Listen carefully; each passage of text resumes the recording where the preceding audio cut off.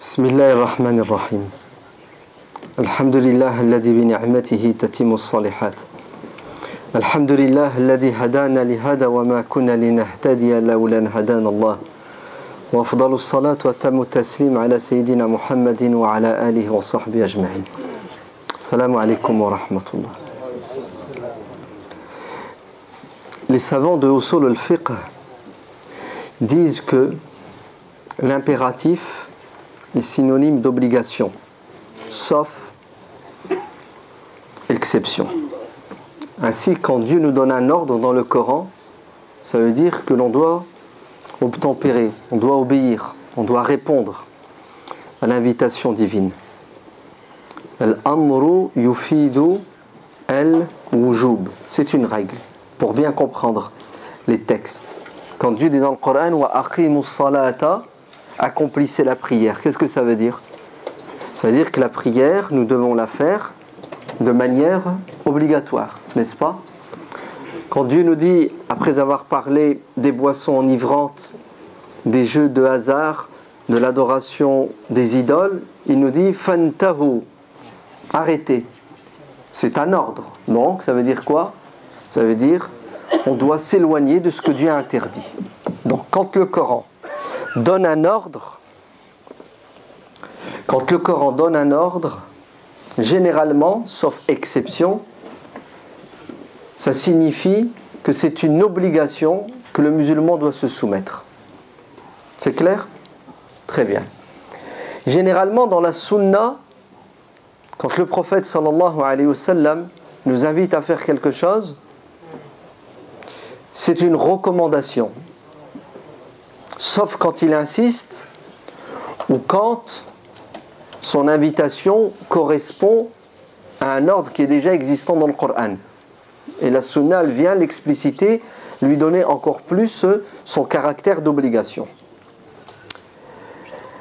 Malheureusement, beaucoup de musulmans pensent et croient que la religion s'arrête au rituel, l'ibadat. Ou plutôt, ils pensent que le rituel a plus d'importance que ce qui n'est pas rituel. Par exemple, les mu'amalat, les relations entre les êtres humains, les lois qui doivent gérer nos relations. Ou al-akhlaq, la morale, les bonnes mœurs. Les musulmans insistent sur l'ibadat, ce qui n'est pas mauvais en soi, ce qui n'est pas faux, bien au contraire, et donnent moins d'importance au reste. Ainsi, on est choqué, par exemple, lorsqu'on voit un musulman boire de l'alcool, n'est-ce pas? On est choqué lorsqu'on voit un musulman ne pas prier, ce qui est tout à fait louable. Quand on a la foi, on aime cette religion et on voudrait que tous les musulmans la respectent. Mais on est moins choqué, moins perturbé quand on voit des musulmans qui ont des comportements déviants au niveau moral. Par exemple, on va voir un musulman dans la rue qui mange, qui jette le papier par terre, ça ne nous interpelle pas, ça ne nous choque pas. On va voir un musulman qui va stationner sauvagement, oui, et alors? On prend même l'habitude, c'est normal. Si quelqu'un l'interpelle, il se fait insulter. Ouais. Un musulman, à minuit, il fait du bruit, il dérange les voisins, ça ne nous interpelle pas, ça ne nous choque pas. Vous savez pourquoi? Parce que nous sommes devenus, de manière inconsciente, laïcs. Vous savez, c'est quoi la laïcité? La laïcité, c'est, vous avez le religieux, c'est une affaire intime, personnelle, c'est dans ton cœur, et si jamais ça doit sortir du cœur, ça doit rester dans une sphère qui s'appelle le lieu de culte, la mosquée. À part ces deux endroits, ton cœur et ta mosquée, ailleurs, fais ce que tu veux. Dieu n'a pas, entre guillemets, à s'immiscer dans ces affaires-là. C'est ça la laïcité. Ok? Ben, les musulmans ont une compréhension, une pratique de la religion plus ou moins laïque. Pourquoi? Parce que la religion nous a été expliquée, présentée de la manière suivante. On a donné énormément d'importance à la relation intime avec Dieu verticale, comme la salat, comme le jeûne, le pèlerinage, et les autres domaines de la religion, comme la morale, l'éthique, les lois, moins d'importance. Regardez faqat les discours des imams. Essayez de faire des statistiques. À la sortie de Jumu'ah, vous prenez votre calendrier, votre iPhone plutôt, puis vous notez. La khutbah aujourd'hui, c'était la salat. Et à la fin de l'année, vous regardez. Vous allez voir que la majorité écrasante des thèmes abordés par les imams, par les savants, tout ce que vous voulez, ça concerne quoi? L'au-delà. Donc c'est du domaine de l'aqidah, de la foi, des croyances. Et ça concerne al-ibadat, le rituel. Là où il n'y a pas matière à discuter. Mais les affaires sociales, les affaires politiques, les problèmes de la communauté, les solutions qu'il faut apporter, les problèmes dans les familles, tout cela s'est battu en botte, on en parle très peu, voire même il y a des musulmans qui vous disent il ne faut pas parler de ça, c'est interdit, c'est déconseillé, c'est haram. Ils taisent des pans de la religion, on les met sous silence. Ainsi, si tu veux parler des problèmes qu'il y a dans la communauté, par exemple ce qui divise la communauté, ne parle pas de ça, ça va créer encore plus la division. Et vous avez une épée de Damoclès au-dessus de nos têtes. Chut, n'abordez pas ce thème parce que ça va faire la fitna. Ce mot, la fitna, là, à toutes les sauces. Tu veux dire ce que tu penses, tais-toi, fitna. Tu veux poser une question, chut, ta question, elle va créer la fitna. Si bien que on est censuré à l'intérieur et à l'extérieur. On n'ose même pas penser, réfléchir, et on n'ose même pas parler et aborder en privé ou en public que des thématiques fondamentales, d'ailleurs qui sont de la vie courante, qui nous prennent la tête. Les musulmans sont divisés, c'est une vérité, c'est une réalité. Et il faut en parler. Il faut essayer de comprendre les causes. Pourquoi? Qu'est-ce qui explique cette division? Qu'est-ce qui explique que les musulmans s'entre-déchirent? Vous savez pourquoi il faut en parler? Parce que l'amr yufidul wujub. Comme Dieu nous dit de faire la prière, et on l'a fait parce qu'on sait que c'est obligatoire et à l'enfer qui nous attend, le même Dieu, dans le même Coran, nous dit avec un impératif, l'imam l'a récité tout à l'heure, wa'tasimu. C'est un ordre. Unissez-vous, ne vous disez pas. Wa'tasimu bihablillahi jami'an wala tafarraqu. Regardez l'insistance. C'est pas seulement il nous a dit restez unis. Il nous a dit restez unis et ne vous divisez pas. C'est-à-dire qu'il nous prévient. Il nous dirige vers la solution, ou plutôt c'est comme ça que vous devez être. Et faites attention, ne devenez pas comme ça. Le danger. Wa'tasimu bihablillahi jami'an wala tafarraqu. Wadhkuru ni'matallahi. Rappelez-vous, avant d'être musulman, vous étiez divisés. Vous étiez divisés. Et quand vous étiez dans la jahiliya, vous faisiez quoi? La dispute, la guerre. Et c'est ce qui expliquait votre faiblesse. C'est bien que vous étiez dominés par les Perses, les Byzantins. Vous étiez des esclaves, des vassaux. Vos seigneurs étaient des étrangers. Et moi, je vous ai sauvés. Je vous ai sauvés de quoi? Ala shafa hufratin minan nar. Vous étiez au bord du précipice. Il ne vous manquait pas grand-chose pour tomber en enfer. Et je vous ai rattrapé, moi Dieu. Avec quoi? Avec cette religion qui a pour objectif, non pas uniquement de vous enseigner la prière, mais de vous enseigner la prière et l'union, l'unité. Parce que si jamais vous êtes divisés, vous restez divisés, vous allez laisser tomber la prière un jour ou l'autre. Tout est lié. Vous savez, en islam, tout est lié, tout est imbriqué. Ouais. L'union et l'unité de la communauté est une protection contre l'abandon du rite. Ouais. C'est pour cela, qu'est-ce que disent les savants musulmans? Ils te disent, il y a une hiérarchie. Ouais. Les objectifs de l'islam, c'est de préserver 5 choses fondamentales. Parmi ces 5 choses, et la première, c'est le din, la religion. Ouais. On doit tout faire pour rester musulmans et transmettre l'islam à nos enfants. Si vous voulez que nos enfants ne soient pas musulmans, ou nos petits-enfants, je vais vous donner la solution, elle est toute simple. Divisons-nous. Restons divisés et l'islam va disparaître. Dieu le dit dans le Coran.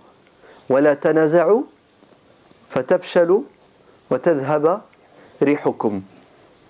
Regardez, à nouveau, al-amr yufidu al-wujub. C'est un ordre. Ne vous disputez pas. Ne vous divisez pas. Pourquoi? Vous allez vous affaiblir. Et là, vous allez disparaître. Oui, tadhhab rihukum. Vous êtes mort. Mort physiquement, intellectuellement, religieusement. Vous disparaissez. Et l'exemple le plus frappant, c'est ce qui s'est passé en Europe, dans la péninsule ibérique, Al-Andalus. Quand les musulmans étaient plus ou moins unis, ils ont vécu, ils ont résisté. Quand ils se sont divisés, et ils ont disparu. Et dites-moi, est-ce que les musulmans ne faisaient plus la prière? Ils ont toujours continué à faire la prière. Allez, vous croyez que les musulmans à Grenade, en 1492, quand ils ont remis les clés au roi catholique Ferdinand Isabelle, vous croyez qu'ils ne faisaient pas la prière? Vous croyez qu'ils n'avaient pas de mosquée? Si vous dites ça, c'est que vous ne connaissez pas l'histoire. Quand ils ont signé la reddition, les conditions c'était quoi? On accepte de nous rendre, mais sous certaines conditions. On garde nos mosquées. Vous ne nous empêchez pas de pratiquer notre religion. On garde nos tribunaux, on garde nos écoles. Mais bien entendu, les musulmans pratiquaient l'islam. Bon, il y avait des bons, des très bons, il y avait des mauvais, comme aujourd'hui. On a de tout dans la communauté musulmane. Mais les musulmans étaient encore dans l'islam malgré certains péchés qu'ils commettaient. Nous sommes encore dans l'islam aujourd'hui, malgré certains péchés. Le problème, écoutez bien, c'est qu'on n'arrive pas à comprendre que la prière est obligatoire, mais l'union et l'unité de la communauté est autant obligatoire que la prière.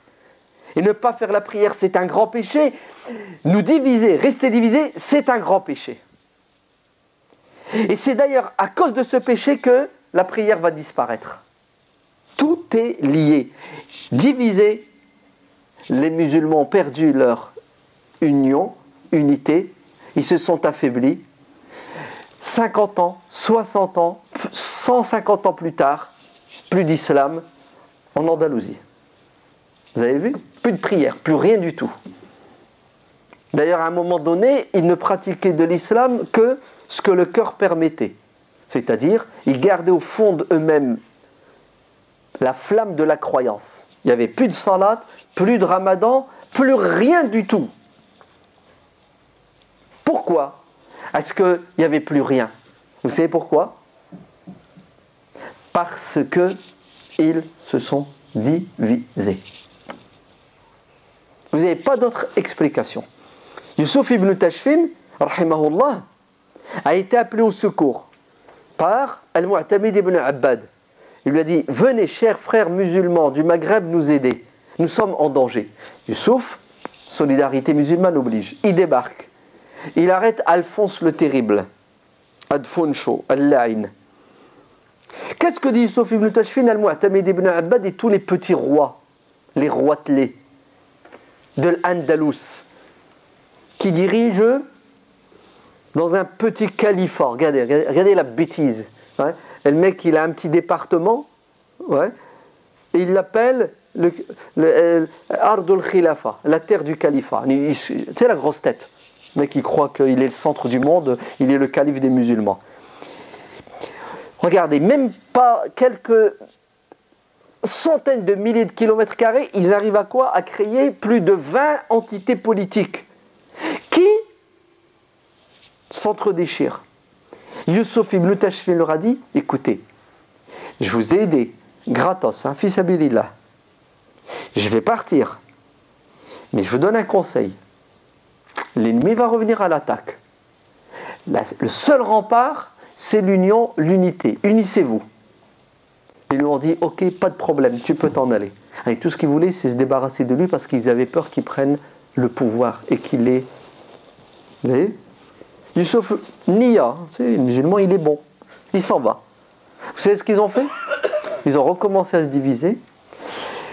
Ils se sont même alliés avec Alphonse, qui voulait leur faire la peau il y a quelques mois, quelques années, contre d'autres entités politiques musulmanes. Et Alphonse, il les mangeait les uns après les autres. Ils appellent à nouveau Youssouf ibn Tachfin, s'il te plaît, viens nous aider. Youssouf, il revient au secours.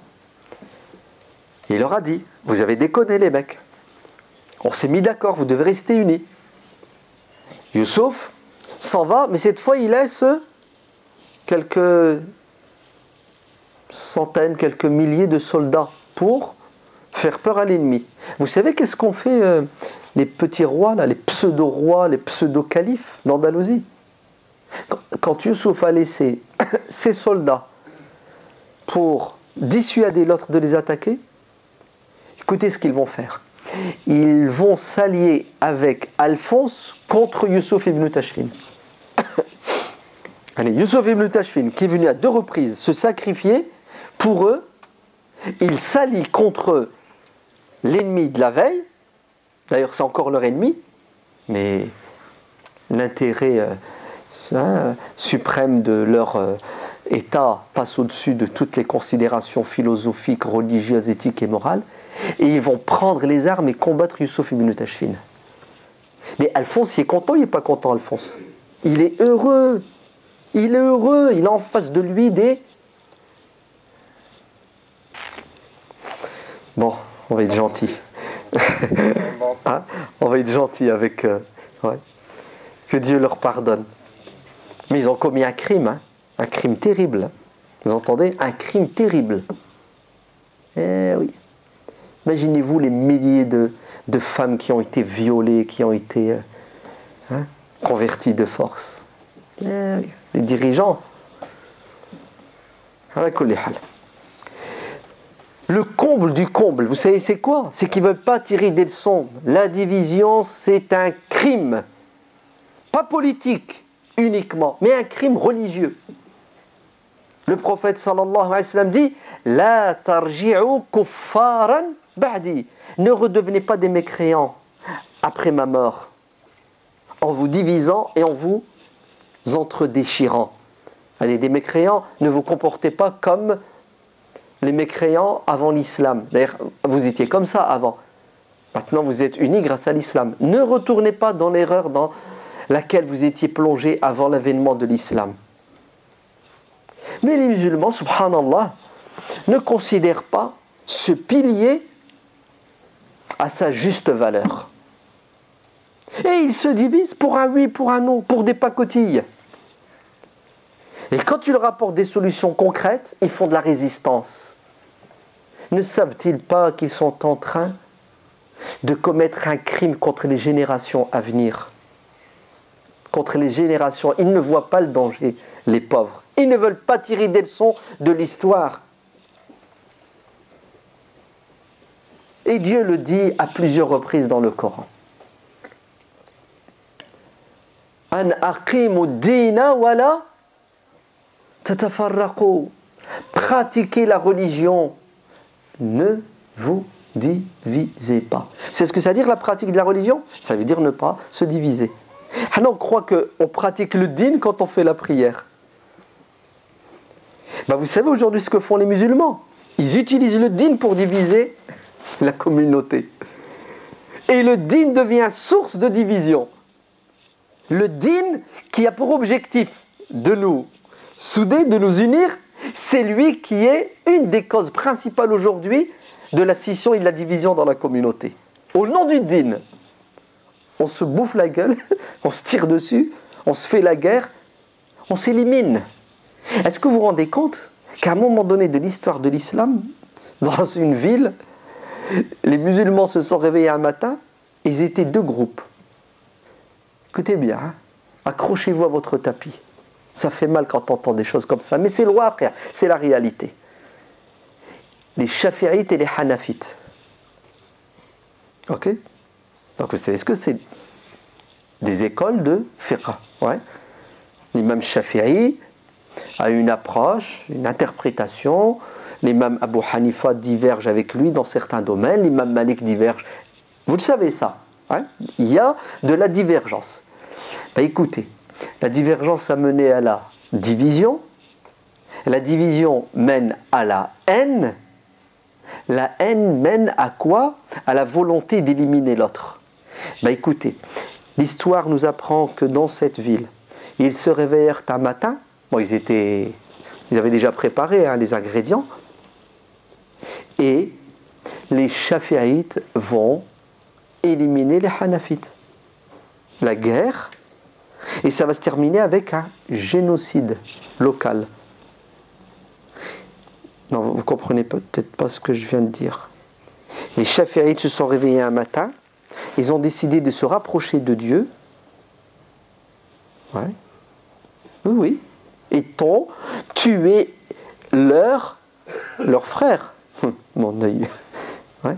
Ils ont tué les autres musulmans et ils les ont éliminés pour Allah. Alors, ils sont dangereux, ils sont égarés.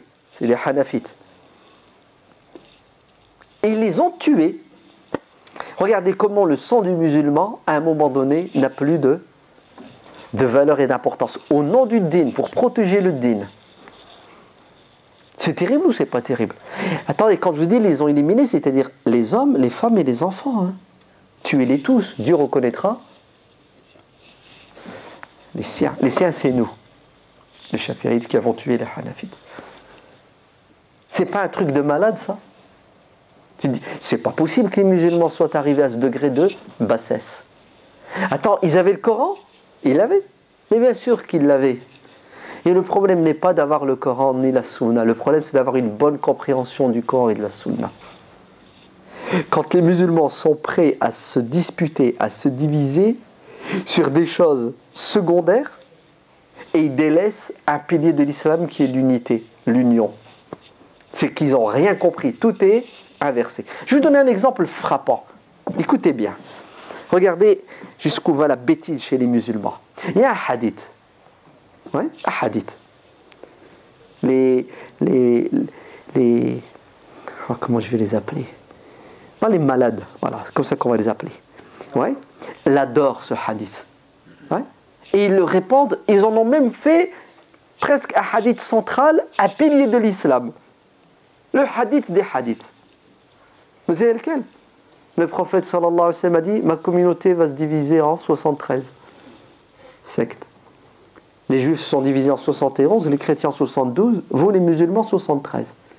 Il n'y en a qu'une qui sera bonne, la 73e, les 72 autres sont cuites en enfer. Vous entendez, hein?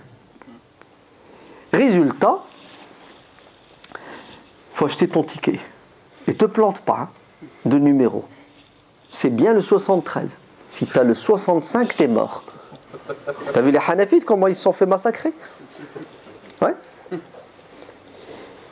Ça marche ou ça marche pas? Wallah al-adim que ça marche. Ça marche. Tu t'imagines, un hadith vient et rajoute de l'huile sur le feu et divise la communauté. Regarde, au nom de l'amour du prophète, de la pratique de la sunna du prophète, je rajoute une 73e secte. Ouais. Un groupe de plus. Je divise la communauté.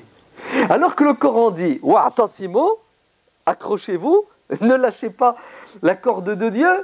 Alors on s'accroche à quoi? À un hadith, on délaisse le Coran, on s'accroche à quelque chose de secondaire, puisque ce hadith parle de quoi? D'un événement historique. Ouais. C'est pas du domaine de la aqidah, ni de...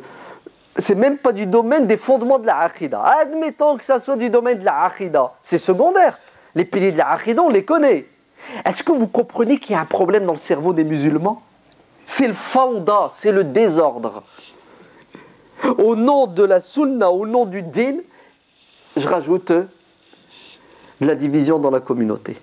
Bon, juste une parenthèse. Hein. Ouais. Le hadith est considéré comme faux, daïf, par beaucoup de savants du hadith. Oui, très bien. Même ceux qui le considèrent comme sahih, ok, ceux qui le considèrent comme authentique, sont obligés de dire que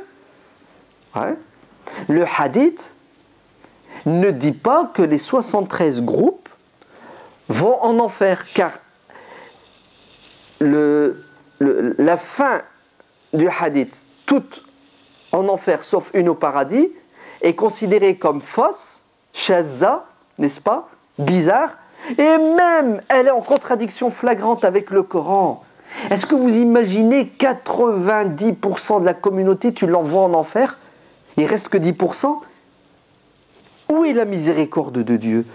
Taïb. Et ces gens-là qui suivent leur imam, qui sont ignorants, ils n'ont pas le choix, puisque tout le monde ne peut pas être savant et mujtahid.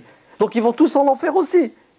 Mais c'est quoi cette compréhension catastrophique de la religion qui répand la division et la haine entre les musulmans? Et chacun se revendique comme étant le groupe sauvé et les autres qu'ils périssent en enfer. Ça n'a aucun sens, vous êtes bien d'accord? Et en plus, je te défie de les compter, les sectes. Mais il y en a beaucoup plus que 73. Qu'est-ce que tu racontes, toi? Ça se voit que tu ne connais pas l'histoire. Tout au long de l'histoire, depuis que l'islam existe jusqu'à aujourd'hui, il n'y en a pas 73. Il y en a des centaines. Et il y en aura encore beaucoup plus. Et même, allez, je vais être gentil avec moi, avec vous. C'est ce que je fais? Ce genre de hadith, je le cache. J'en parle pas. Est-ce que tout ce qui existe doit être dit? Est-ce que, en tant que savant, tout ce que je sais, je dois le dire? Mais c'est grave. Et avant de parler, je dois mesurer les conséquences. Abu Hurayrata radiyallahu anhu dit dans le Sahih de l'imam al-Bukhari, le prophète sallallahu alayhi wa sallam m'a transmis 2 seaux remplis de science. Il y en a un, je l'ai distribué. Le deuxième, vous ne l'aurez pas. Bon, là, je ne vous dis rien. C'est pourquoi? Parce que si jamais je parle, je perds ma tête.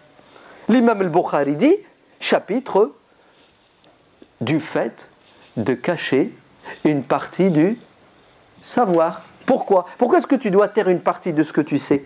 Parce que ce n'est pas le moment de le dire. Et parce que si jamais tu le dis, ça va avoir des conséquences négatives. Le prophète sallallahu alayhi wa sallam, quand il a dit, celui qui dit la ilaha illallah, il va au paradis. Abu Huraira, il est content, il sort de la mosquée, il s'en va heureux. Omar le croise, il lui dit, tu vas où? Et il avait les sandales du prophète dans la main. Il lui a dit, le prophète sallallahu alayhi wa sallam a dit, toute personne qui dit la ilaha illallah, le paradis direct. Omar, il lui a mis une droite. Naam. Omar, il l'a frappé. Et il l'a mis par terre. Abu Huraira lui dit, qu'est-ce que j'ai fait? Il lui dit, mais ça va pas, non? Si tu dis ça aux gens, si tu sors, tu dis aux gens, celui qui dit la ilaha illallah, il va au paradis. Mais ils vont plus faire la prière. Ils vont se la couler douce. La ilaha illallah, c'est bon. Et je m'éclate. Tu sais ce qu'il a fait, Abu Huraira? Il est parti en courant, dans l'autre sens aussi. Il est parti voir le prophète, alayhi salam. Et Omar est derrière lui, Prophète, regarde ce qu'Omar m'a fait. Omar, il assume lui. C'est un rajl. C'est ce qu'il a fait. Il a dit, oui, prophète. Tu t'imagines s'il dit ça, ce qui va se passer? Il a dit, d'accord, là, ok. Allez, on laisse tomber. C'est beau, c'est pas beau? Il faut peser les conséquences de tes paroles sur la communauté. Si je vais dire quelque chose et ça va diviser la communauté, je me tais, même si ce que je vais dire est une vérité. Car la vérité n'est pas toujours bonne à dire. Vous avez compris? Très bien.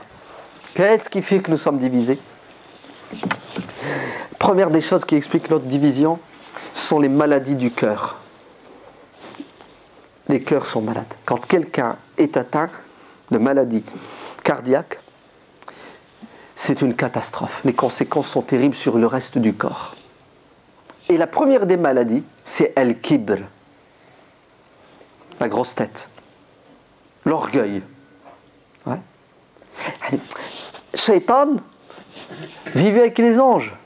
Il avait accès au royaume des anges. Shaitan aurait pu être un frère, ami, avec Adam alayhi salam. Tout ce qui explique cette scission dès le début, c'est le péché Aba wastakbara. Il refuse d'entendre, de reconnaître la vérité. Vous entendez? La vérité, elle est claire, elle est flagrante. 2 plus 2 égale 4? Non. 6. C'est moi, Dieu, je te parle, je te dis, salut Adam. Non. Attends, qu'est-ce qu'il a fait? Wallah, l'histoire de Shaitan, elle est importante dans le Coran. Et si elle est répétée 7 fois, c'est pas pour rien. Ouais. Le problème de Shaitan, c'est qu'il ne veut pas reconnaître la vérité. Point final. Il pense qu'il a et qu'il détient al-haq. Même avec Dieu, Dieu a tort et lui il a raison. Vous vous rendez compte? Dieu a tort, Dieu s'est trompé, il n'aurait pas dû lui demander de reconnaître et de saluer Adam. Bon, il veut donner des leçons à Dieu. Vous entendez? Allez, transposez ça à notre quotidien aujourd'hui. Le mec il est nul, il connaît rien. Hier encore il était dans les bars. C'était un dealer. Wallah, peut-être maintenant, là, il vient de faire sa tauba il y a 6 ans, 6 mois, 1 an, il n'arrive même pas encore à délaisser des péchés graves.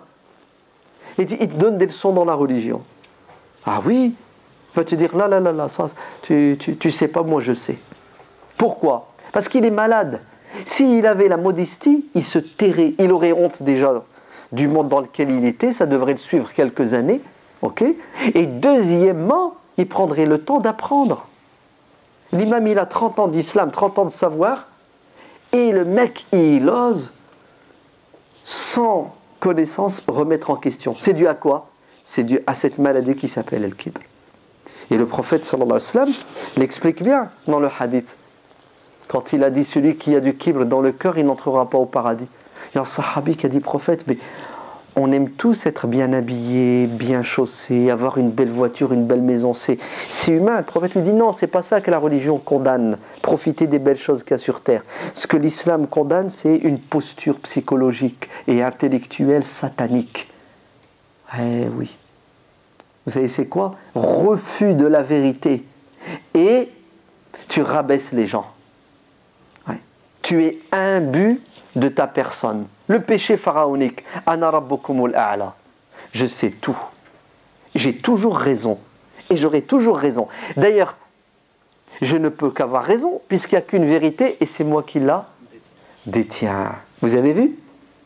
Et à coup de versets du Coran et de hadith, Fama ba'da al-haqq illa ad-dalal. Après la vérité, c'est la contre-vérité. Puisque la vérité, c'est moi. Attends, j'ai lu le Coran. Allah, il a dit dans le Coran, Donc Allah, c'est qui maintenant? C'est le mec. Mais bien sûr. C'est-à-dire, quand il parle, il s'approprie la vérité divine. En disant, c'est le haq, c'est la vérité. Dieu l'a dit.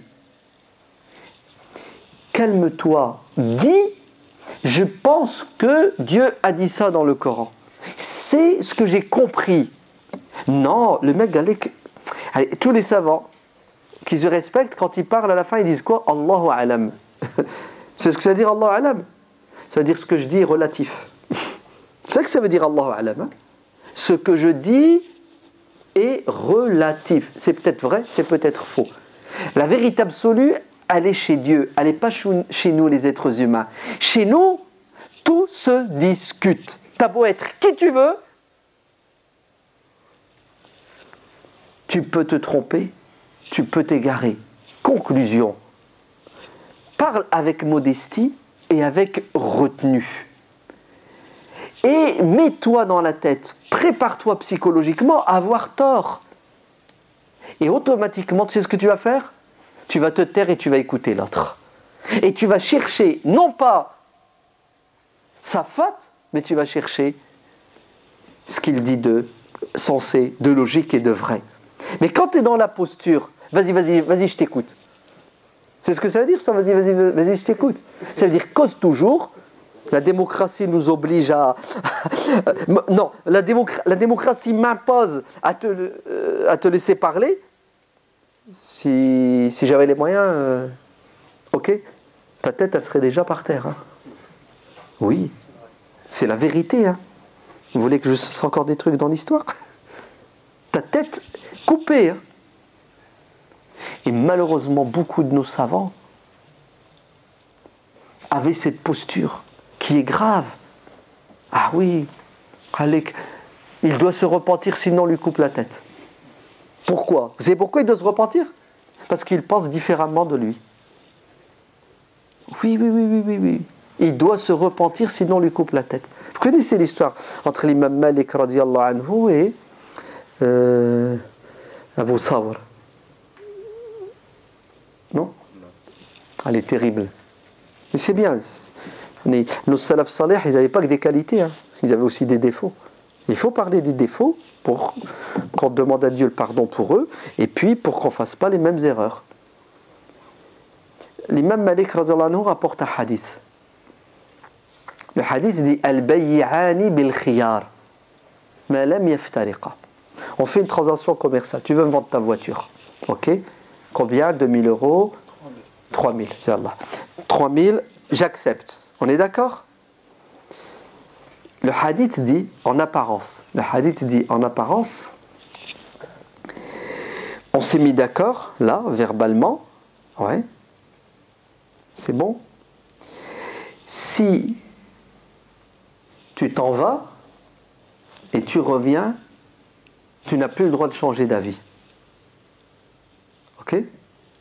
Par contre, on s'est mis d'accord, on continue à parler du match de foot de la veille, 10 minutes après, tu dis « Oh, ta voiture, j'en veux plus. » Eh bien, tu as le droit. Le hadith dit que l'acheteur et le vendeur peuvent revenir sur leur engagement, les deux, tant qu'ils ne se séparent pas.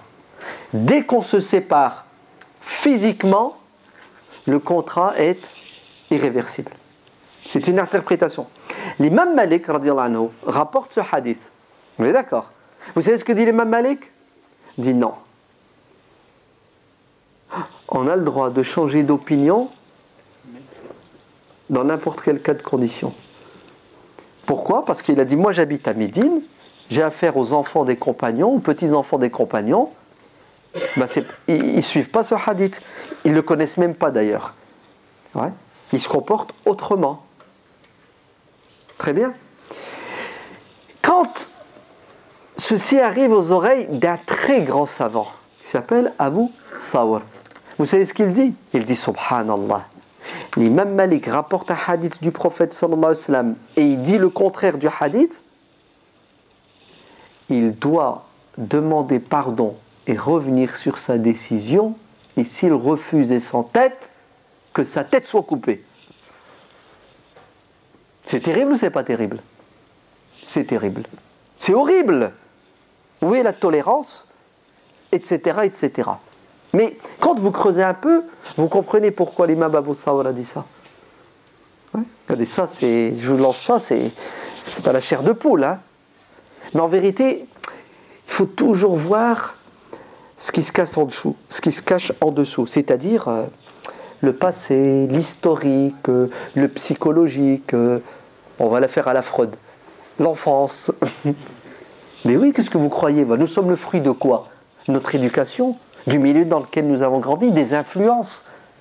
Ok? Quand vous cherchez, qu'est-ce que vous découvrez? Vous découvrez qu'un jour, le calife Safah l'Abbasside, le bourreau, c'est comme ça qu'il s'appelle.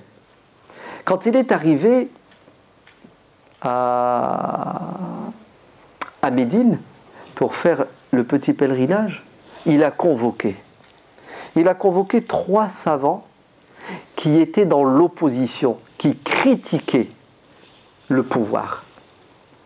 Abu Thawr, l'imam Malik et le 3e, punaise, comment il s'appelle, ya Arab? Abu Ibn Shubruma, si ma mémoire est bonne. Bref, 3 savants qui sont réputés pour être dans l'opposition. Vous entendez? C'est ce que ça veut dire l'opposition. Ils sont contre les Abbassides qui ont pris le pouvoir par la force et qui sont des tyrans.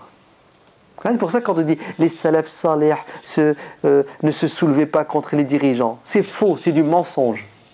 Ouais. Le calife les convoque. Ils sont tous les 3 en face.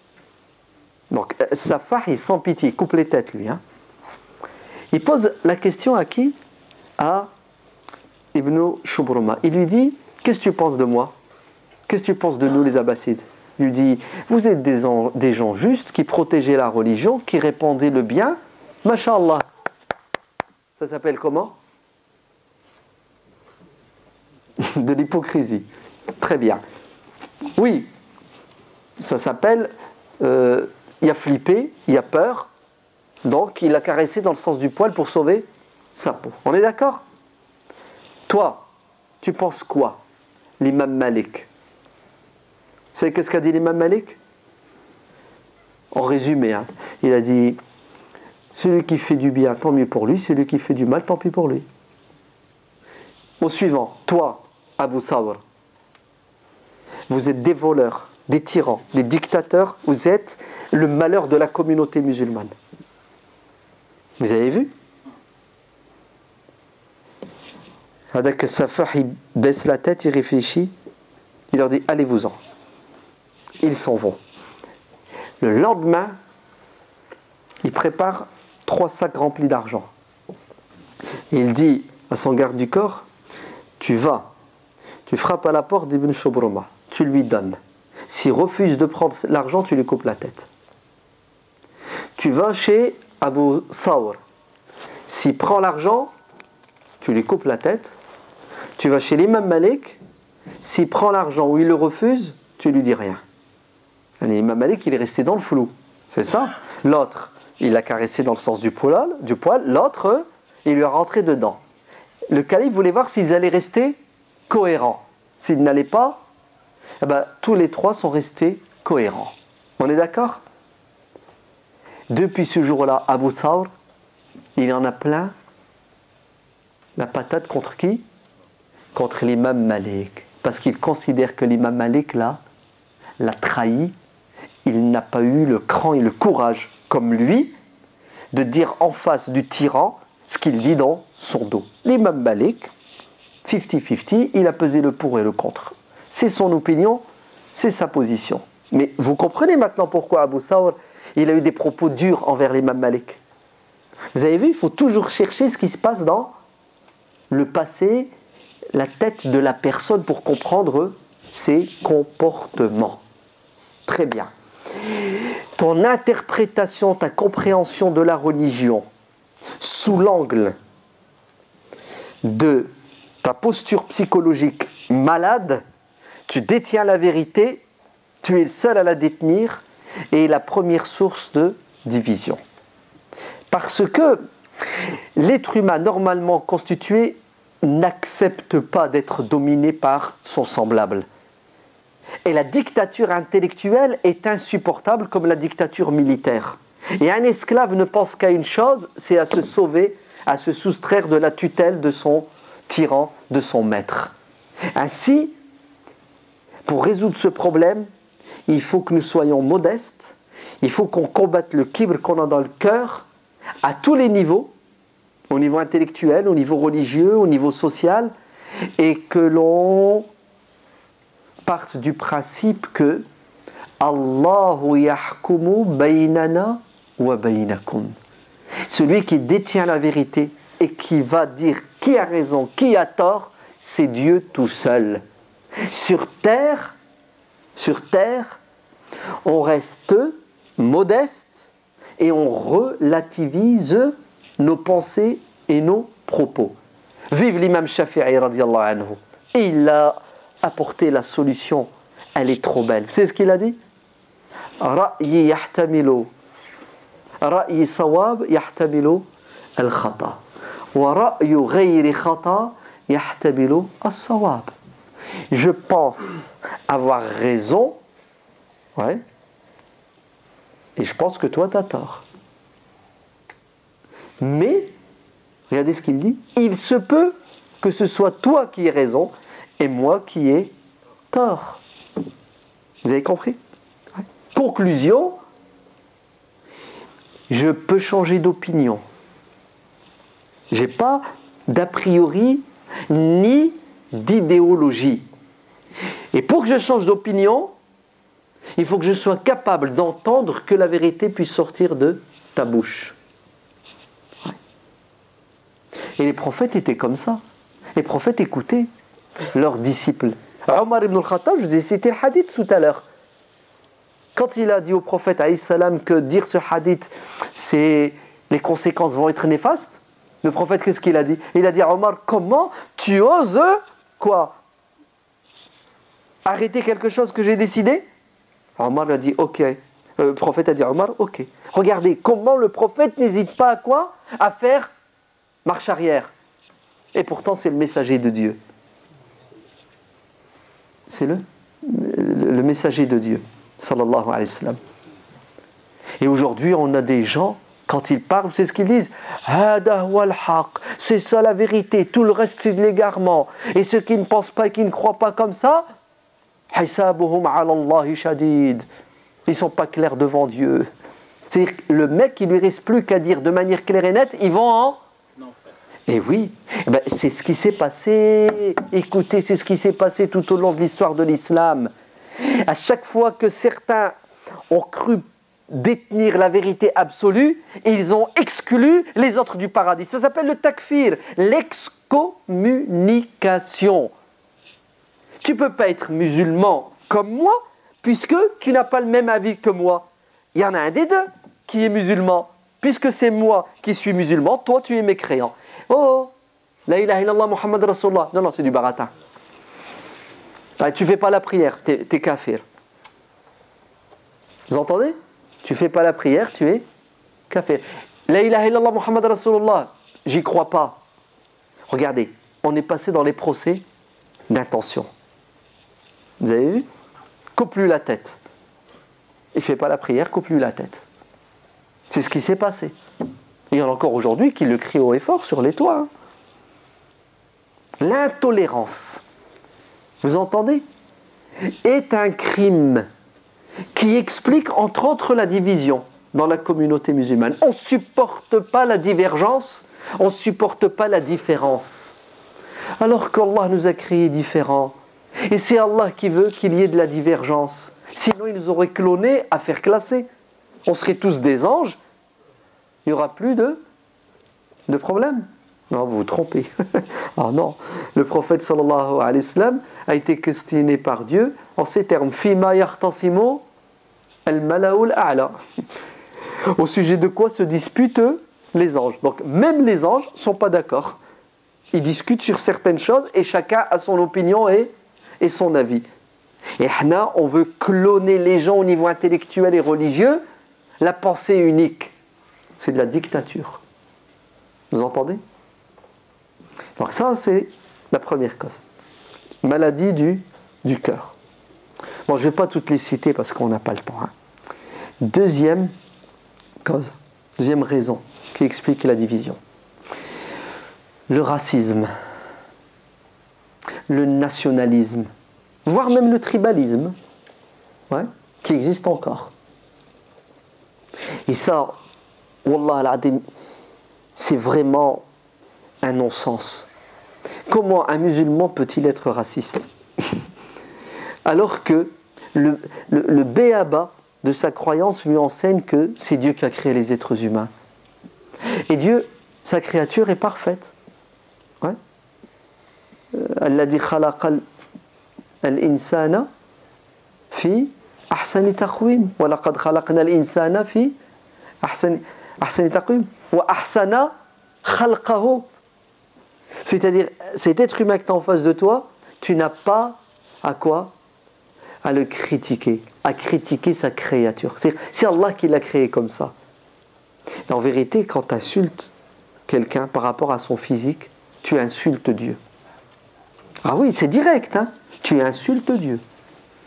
Il y a un hadith qui dit que Isa alayhi salam, il était avec ses compagnons, puis ils ont croisé un chien qui était mort, et puis certains ont commencé à dire « Ah, t'as vu Hubert qu'il est laid, ceci, cela ?»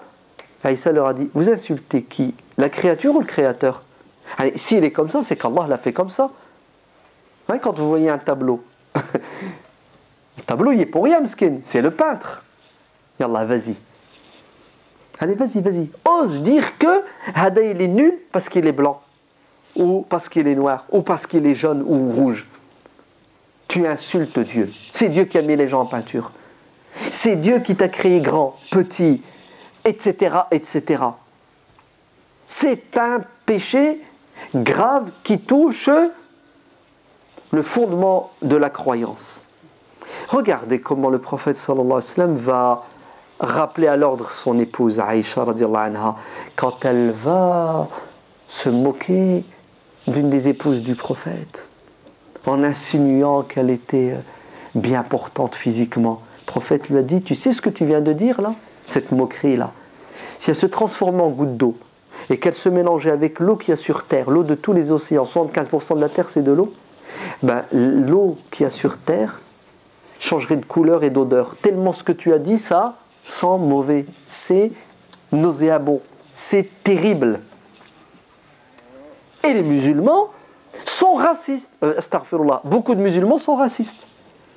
Et écoutez bien, je vais vous choquer, mais il faut mettre des coups de pied dans la fourmilière. Il y a des imams qui sont allés jusqu'à dire que parmi les conditions pour que quelqu'un dirige la prière, vous savez c'est quoi? Il ne faut pas qu'il soit noir. S'il est noir, il ne peut pas diriger la prière. C'est grave ou c'est pas grave? C'est pour ça qu'on l'a pris noir, nous. Allah ybarak. Non mais c'est honteux de parler comme ça, non? C'est grave.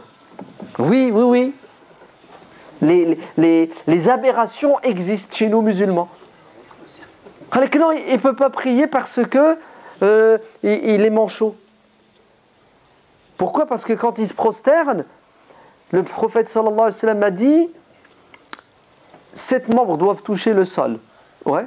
Les 2 mains, les 2 genoux, les 2 pieds et le visage, c'est-à-dire le front.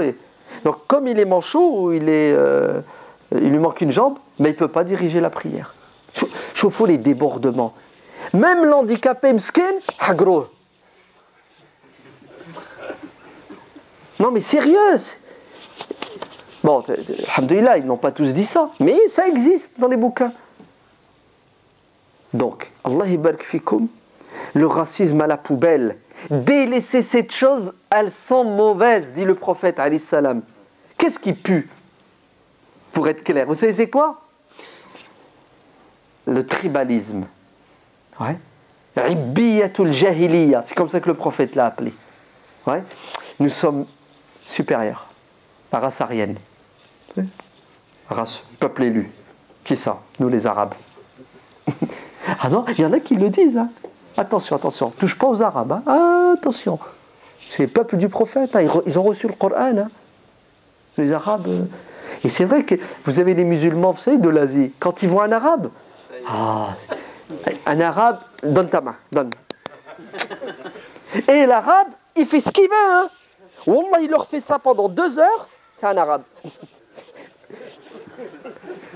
Tu peux même pas t'imaginer que le mec c'est un charlatan, t'as pas le droit. Mais c'est grave. C'est grave, Abu Lahab est en enfer. C'est un Arabe et c'est l'oncle du prophète alayhi salam. C'est quoi ça? Allez, ce racisme, ce tribalisme. Il n'y a qu'une chose qui compte aux yeux de Dieu, c'est ton cœur. Illa man atallaha biqalbin salim. Et d'ailleurs, dites-moi, les Arabes ne sont pas aujourd'hui en partie responsables de la catastrophe qui se passe dans le pays musulman? Donc c'est bon, ils ont laissé passer. Les Arabes ne sont-ils pas responsables de la destruction de l'Empire ottoman en partie? N'ont-ils pas pris les armes pour tuer leurs frères musulmans parce qu'ils ne sont pas arabes, ils sont turcs? Parce que le race d'Arabes leur a dit: comment vous acceptez de vous faire diriger par des Turcs alors que vous êtes la race supérieure, vous êtes les descendants du prophète et des Turcs vous dirigent? Puis ça, tenez les armes, allez-y, tuez-les. En courant, ils les ont tués. En courant. Donc ouvrez bien vos oreilles. Nous sommes des êtres humains, le respect pour tout le monde. 2, nous sommes musulmans. Le reste vient se greffer. Mais l'islam est au-dessus de tout. Nous sommes tous des frères. Ouais.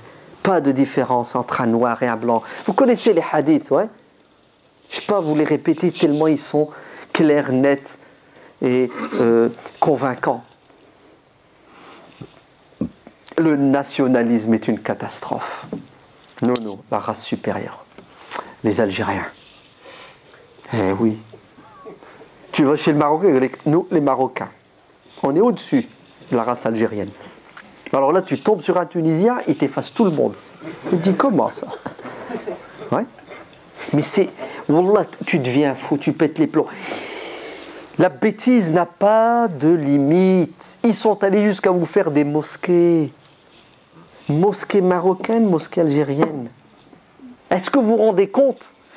Shukran, jazakallah khairan. Et tous les deux se prétendent musulmans, et ils le sont.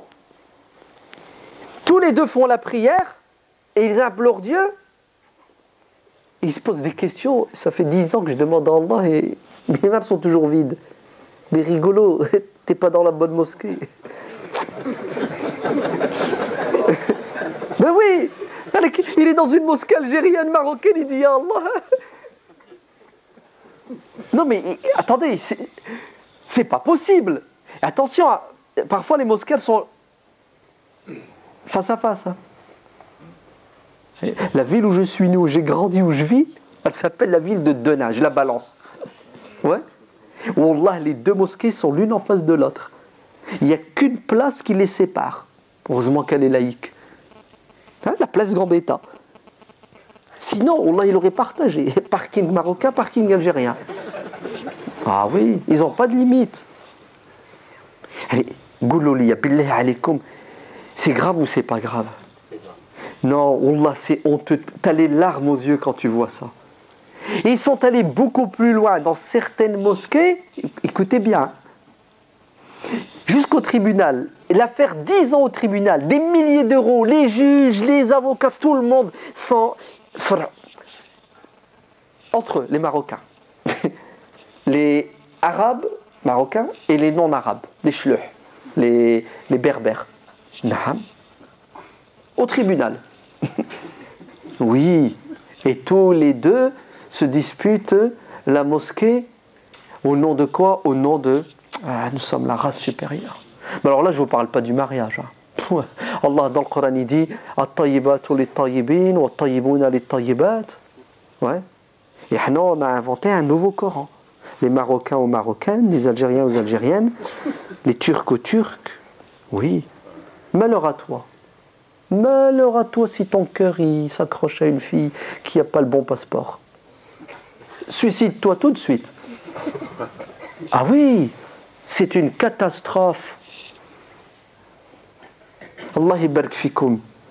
Délaissons cette chose qui sent mauvaise. Ouais. Nous sommes une seule communauté parce qu'il y a un ciment puissant qui s'appelle l'islam qui nous soude. Et regardez, je ne vais pas vous parler de la situation dans les pays musulmans. C'est catastrophique, c'est honteux.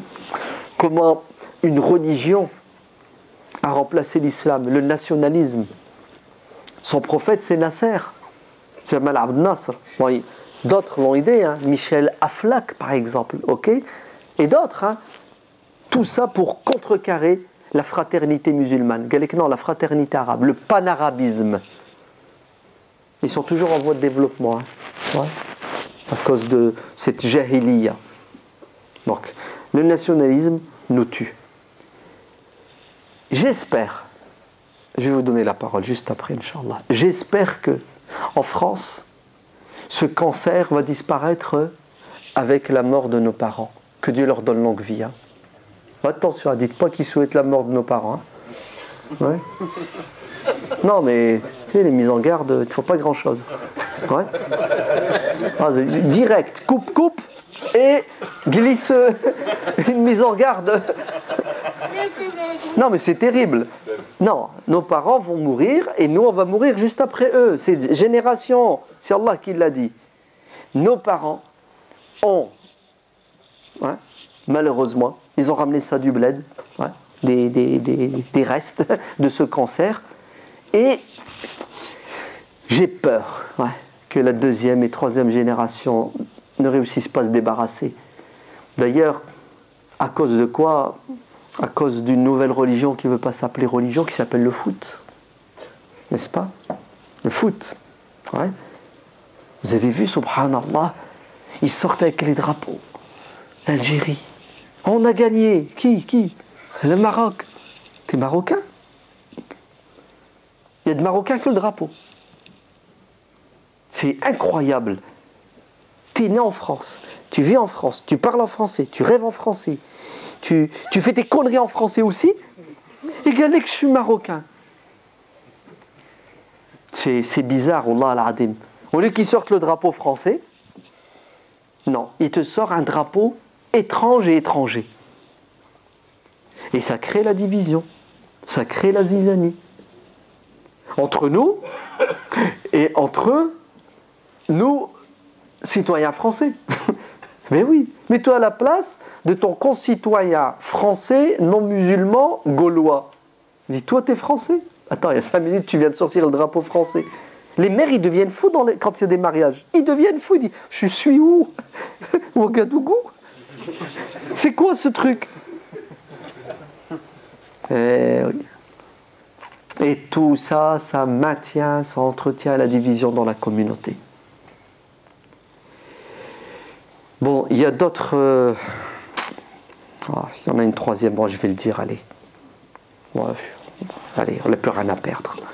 Ouais. Troisième source de division, c'est l'esprit partisan. Quand quelqu'un appartient à une association ou à un groupe, il considère qu'il détient la vérité et que c'est lui qui a le monopole de l'islam et que les autres ne doivent plus s'exprimer. Non, mieux, il faut les combattre, ils sont dangereux. Pourquoi? Ils ne pensent pas comme nous, ils n'agissent pas comme nous. Et t'entends des discours, ouais. L'islam, c'est ça, ça ne peut être que ça, et ceux qui ne pensent pas comme ça, qui ne le répondent pas comme ça, ne sont pas dans l'orthodoxie. Résultat, écoute bien, résultat, c'est terrible, hein. Tu arrives dans la mosquée, tu veux faire une conférence, mais les gens ils se sauvent. Pourquoi vous sauvez? Ah, t'es un égaré, toi. Pourquoi? Ah, toi, tu fais partie des... Ouais. Allez, c'est écrit ici, hein, que tu fais partie de... Non, mais on te connaît, tu fais partie de... Le mec, il ne cherche pas à t'écouter pour profiter. Même pas, à t'écouter pour te corriger. D'avance, d'office, il t'a mis dans une case et il t'a éliminé. Et Wallah, heureusement qu'on est français, qu'on habite en France. Sinon, il t'aurait lapidé. Et c'est ce qui se passe dans des pays musulmans. Oui, c'est ce qui se passe dans des pays musulmans. Combien de gens se sont fait tuer? Pourquoi? Parce qu'il n'est pas dans le bon groupe, dans le bon parti. Alors que Rachid Rida, radiyallahu anhu, ce grand savant, rénovateur, au début du XXe siècle, il a pondu une règle en or qui résout nos problèmes et qui nous permet d'être unis. Vous savez qu'est-ce qu'il a dit? نتعاون فيما اتفقنا عليه ويعذر بعضنا بعضا فيما اختلفنا فيه. On ne peut pas toujours être d'accord sur tout, mais soyons d'accord sur le minimum vital. Le minimum vital doit nous unir. On doit se serrer les coudes et nous entraider sur l'intérêt commun. Le reste, chacun pour soi, Dieu pour tous. On a un projet, on veut faire une école. Pourquoi tu ne participes pas? Ah non, moi je ne participe pas, moi, parce que vous faites partie d'eux. Ah, on dit l'école, ça sera pour tes gosses. Mes gosses et les gosses de tout le monde. Vous avez vu comment on est? On est prêt à se tirer une balle dans le pied parce que le porteur du projet n'est pas de ma tendance, n'est pas de mon groupe, n'est pas de mon parti. Comme si, à nouveau, tu avais le monopole de la vérité. Il y a beaucoup de choses. La plupart des choses en islam sont le fruit de l'intelligence et de l'expérience. Ouais. Laisse les gens agir à la lumière de l'intelligence et de l'expérience. Et tu sais ce qui va se passer? Si on a une ouverture d'esprit, on va se retrouver sur l'essentiel. Mais retire la haine et les préjugés de ton cœur pour que tu puisses t'asseoir avec moi et qu'on s'entende sur l'essentiel. Ce qui nous unit est plus important que ce qui nous divise. Mais on n'a pas l'échelle des valeurs et des priorités, malheureusement. Ouais. Et la passion est en fait notre guide. Le prophète sallallahu alayhi wa sallam dit 3 choses vont détruire l'individu et la communauté. Parmi les 3 choses, hawan muttaba', celui qui suit ses passions. La haine aveugle et l'amour aveugle. Le prophète sallallahu alayhi wa sallam a dit, quand tu aimes quelqu'un, aime-le avec modération, car il se peut que tu le détestes demain. Et quand tu détestes quelqu'un, déteste-le avec modération, car il se peut que demain tu l'aimes. Il ne faut pas qu'on soit des extrémistes. Ouais.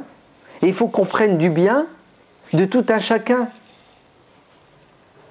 Il faut aller vers l'autre avec l'intention de quoi? D'apprendre de lui et de trouver chez lui ce qui te rapproche de lui. Pour qu'ensemble, ta'awanu wa ta'awanu 'ala al-birri wa at-taqwa. Vous savez à quelle occasion a été révélé ce verset du Coran? Ta'awanu 'ala al-birri wa, entraidez-vous dans le bien et la piété, c'est-à-dire faites des efforts pour qu'ensemble vous alliez vers le bien et la piété. À quelle occasion a été révélé ce verset du Coran? Écoutez bien, les musulmans sont venus faire la Umrah en l'année 6 de l'Hégire. Les kuffars de la Mecque empêchent le prophète alayhi salatu wassalam et les sahaba de faire la Umrah. Ok? Ça va se terminer avec quoi? Avec un pacte, une trêve. Dieu révèle ces versets du Coran. C'est ce qu'il dit. وَلَا يَجْرِمَنَّكُمْ شَنَآنُ قَوْمٍ عَلَىٰ أَلَّا تَعْدِلُوا وَلَا يَجْرِمَنَّكُمْ شَنَآنُ قَوْمٍ أَنْ صَدُّكُمْ عَنِ الْمَسْجِدِ الْحَرَامِ. Que la haine, l'aversion que vous pouvez avoir envers des gens qui vous ont empêché de faire le pèlerinage, injustement, ne vous aveugle pas si bien que vous deveniez injuste. Et entraidez-vous, c'est-à-dire ces gens-là qui vous ont empêché de faire le pèlerinage, qui ont été injustes envers vous, faites le pas vers eux pour trouver un terrain d'entente avec eux qui aura pour objectif de développer le birr, le bien commun, automatiquement la taqwa, la piété chez toi. C'est puissant quand même. L'islam nous demande de faire le pas vers qui? Vers l'ennemi. Vers celui avec qui tu n'es pas d'accord. Pourquoi? Pour réduire le fossé. C'est beau ou c'est pas beau? Le problème, c'est que la personne te dit « Ok, moi je suis prêt à discuter avec toi, je suis prêt à faire un accord, mais à une condition. » Vous savez c'est laquelle la condition? C'est « Voilà ma croyance, voilà ma conception, tu adhères. » Alors là, tu n'as plus fait de pas, là.